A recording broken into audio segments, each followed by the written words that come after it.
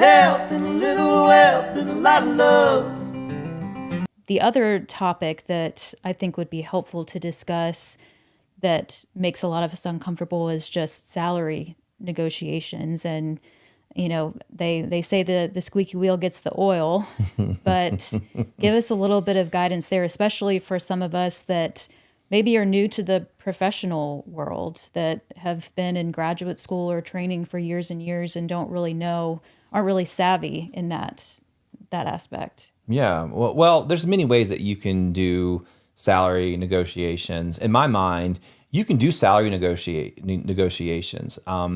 I actually like salary negotiations. So if my team comes to me, they're like, "Hey, this is something of interest to me.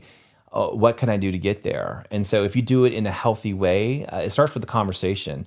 Now, I have seen where someone starts 3 months, or I've heard around the circle. You don't want to like be 3 months in a job and like, I'm crushing it, I'm asking for a raise, Then you become a prima donna, and that just turns people off.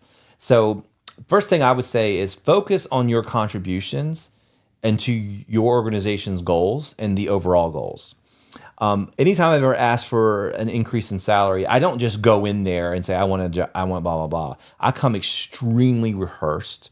I've done my research. I've done my research based upon what your peers make. Also, your location is big. So do your research is the number one thing I tell people. And then break that down based upon location strategy. So if you're in New York, or if you're in Charlotte, if you're in San Francisco, or if you're in the middle of the state, it doesn't really matter. You want to know exactly what your salary is benchmarked based upon what everyone else is, based upon the skill level, all of that. And then it really, once you have big accomplishments, timing is everything. So this is a secret of mine. I can't believe I'm going to say it, but I'm going to share it. You really got to make sure you understand how your direct manager moves. And if they're extremely motivated behind something, like, hey, let's say that I want to move forward in this methodology, or I want to do this, volunteer for special projects. I do that all the time.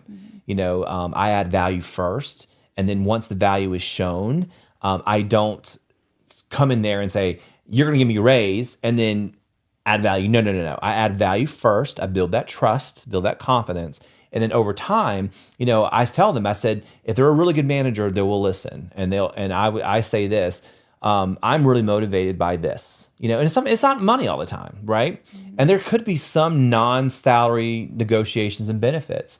I've done this. There was a time where a lot of people were burnt out and I needed more staff. I needed very specific roles. So I told them, this is not a money issue. Doesn't matter who sits in this role. No one will be successful unless this, change. I've been saying it for a year or two or whatever, and it didn't change. And, I was going to resign, and I pretty much put it all out there and I said, listen, and then they got really serious, and after 3 or 4 executives resigned, a few technology folks have resigned, and oh wow, and I have a lot of subject matter expertise in this situation. To me, it wasn't a salary increase. It was more about, I got to fix these issues to make sure that it could be successful, and so that's something to think about. Just because you get a no doesn't mean you shut the door. Usually if I get a no, I'm looking right into the camera because this is very important. It's a no but, right? And even if it's awkward or uncomfortable, and I know a lot of these are awkward and uncomfortable, I say, okay, I know you said no this time. I said, what would make me a more of attractive candidate in the future? And what can I do to meet your goals, your organization goals? I don't look at myself. I look at your goals, right?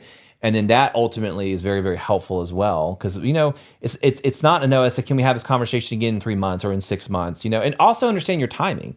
Most companies just can't give a raise in the middle of cycles or whatever. I'm a big fan of, putting the talent in my biggest areas of need. And so the same thing with my direct leaders, like what are their biggest focus? There's always coming down the conveyor belt. So that's also something that you can think of. And you have to be uncomfortable a little bit. With a little health and a little wealth and a lot of love. That's the life that we live. Suits and scrubs.